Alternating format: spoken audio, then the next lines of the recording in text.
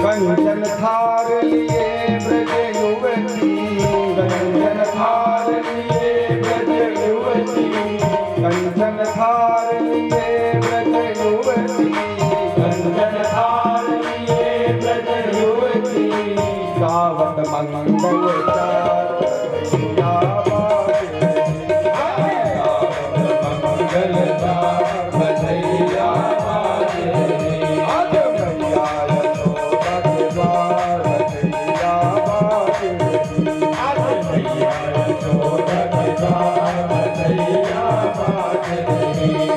बाबानंद गो करत मुदित मन, बाबानंद गो करत मुदित मन, बाबानंद करत मुदित मन, बाबानंद गो करत मुदित मन, यथा योग्य सत्कार बधैया बाजे, हाँ यथा योग्य सत्कार बधैया बाजे। आज मैया यशोदा के द्वार बधैया बाजे,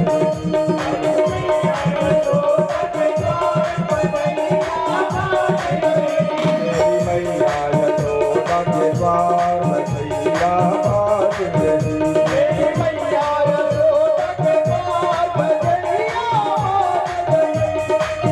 सुर नर मुनि दर्शन को आए, सुर नर मुनि दर्शन को आए, सुर नर मुनि दर्शन को आए, सुर नर मुनि दर्शन को आए, कपट रूप तन धार बधैया बाजे, कपट रूप तन धार बधैया बाजे, कपट रूप तन धार बधैया बाजे, कपट रूप तन धार बधैया बाजे। आज मैया यशोदा के द्वार बधैया बाजे, आज मैया यशोदा के द्वार बधैया बधाई हो, मैया यशोदा के द्वार बधैया बाजे, आज मैया यशोदा के द्वार बधैया बाजे, बधैया बाजे, बधैया बाजे, बधैया बाजे, बधैया बाजे, बधैया बाजे, बधैया बाजे, बधैया बाजे, बधैया बाजे, बधैया बाजे, बधैया बाजे, बधैया बाजे, बधैया बाजे, बधैया बाजे, बधैया बाजे, बधैया बाजे, बधैया बाजे।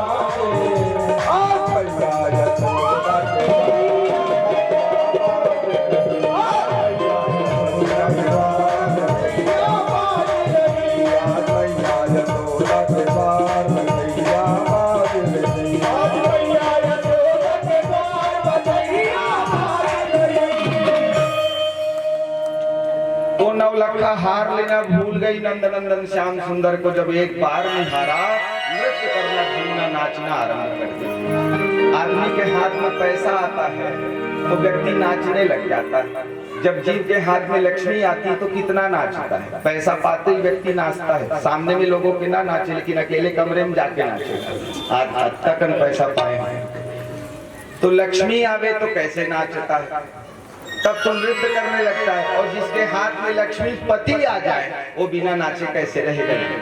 जैसे उसके हाथ में भगवान आए, प्रेम विह्वल हो गई, मुदित मन से नृत्य करने लगी। बोले मैया पहले तो सच में नवलखा हार लेने आई थी, लेकिन तेरे लाला का दर्शन करने के बाद ना अब कहीं नहीं जा रहा है।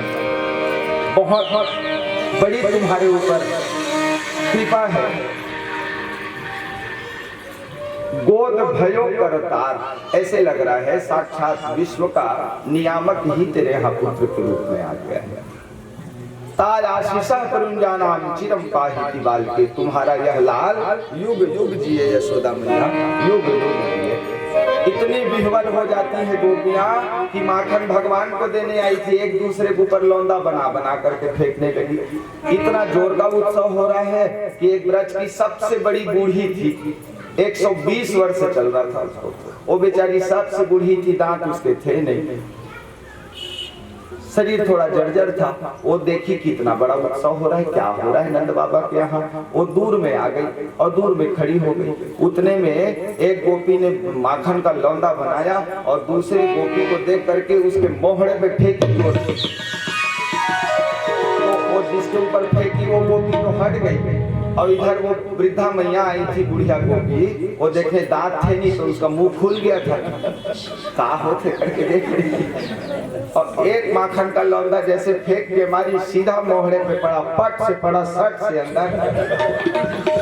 वो सोचने लगे ये क्या आया हमारे मुंह में, तो देखी माखन का स्वाद आ रहा। बोले बड़े जोर का उत्सव है, कोई भूखा नहीं मरेगा, जो आएगा सबके लिए कुछ न कुछ प्रसाद है। आनंद कंद भगवान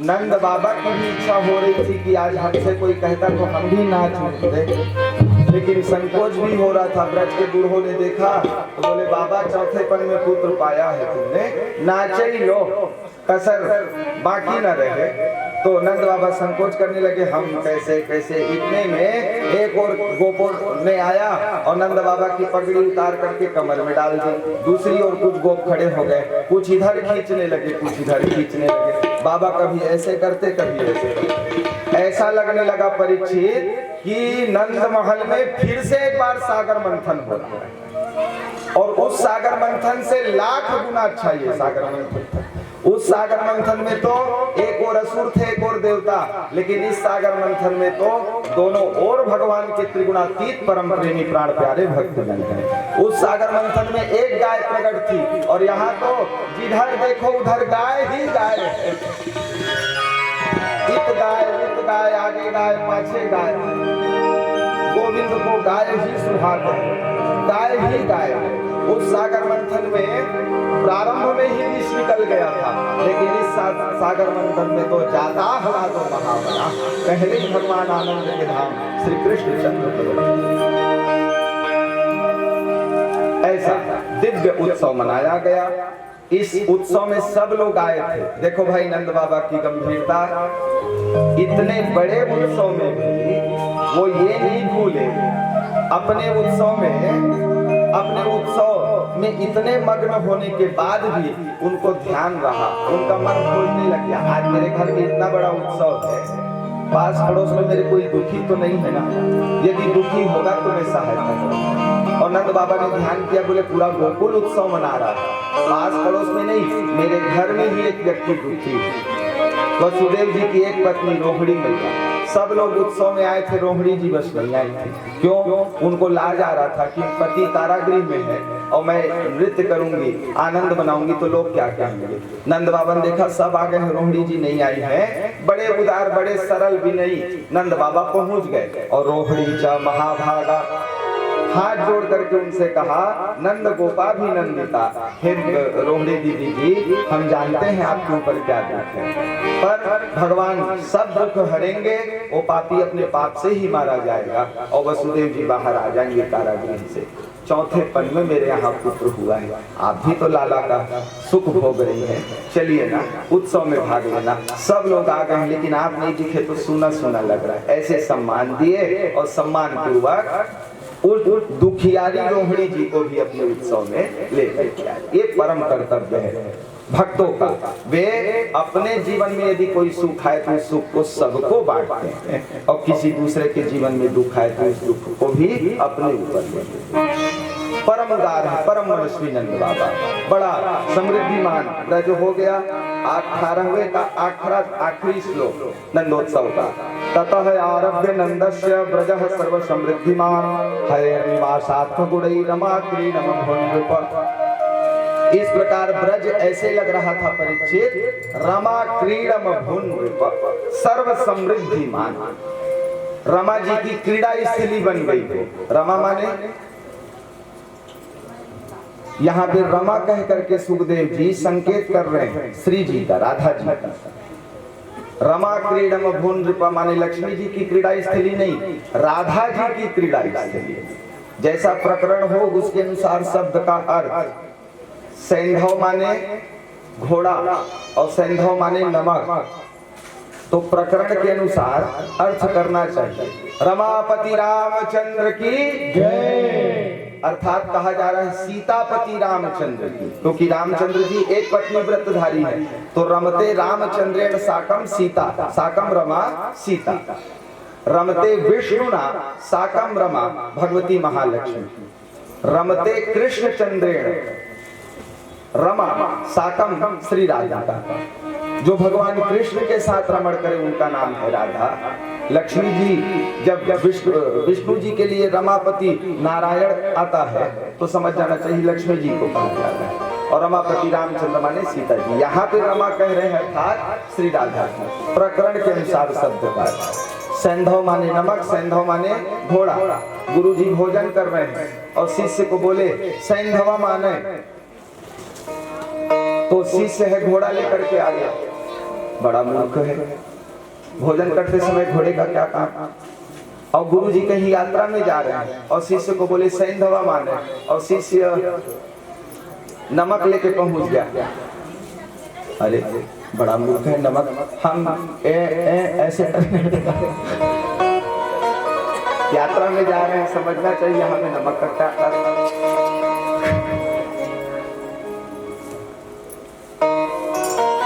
तो प्रकरण के अनुसार शब्द का अर्थ रमा क्रीडम भूल रूपा। 18वें श्लोक में सुखदेव जी ने संकेत किया भाद्रपद शुक्ल पक्ष अष्टमी तिथि को भगवती श्री राधा रानी जी का प्राकट्य बरसाने में हुआ है। सहस्त्र दल स्वर्ण कमल पे अटखेलियां कर रही थी माता जी। वृषभानुवर ने जाकर के दर्शन किया, देखने लगी ये बालिका कौन है। तो ब्रह्मा जी उतर के आए हैं और राधा तत्व का उपदेश किया। तुम इन्हें ले जाओ वृषभानु, तुमने प्रार्थना की थी मैया आई है तुम्हारे घर, तो लेकर के अपने बरसाने आए हैं। कीर्ति मैया के अंक में दे दिया है, उन्होंने सुंदर स्तनपान कराया। इस तरह राधा जी का भी जन्मोत्सव मनाया गया। मित्रों माताओं सज्जनों, एक नंदोत्सव के साथ ही मध्याह्नकालीन कथा विश्राम दे रही है। आप सभी अपने अपने स्थान पर खड़े हो जाइए। आगे का चरित्र द्वितीय प्रहर में सुनेंगे। आरती की तैयारी। प्रेम से बोलिए लक्ष्मी नारायण भगवान की जय।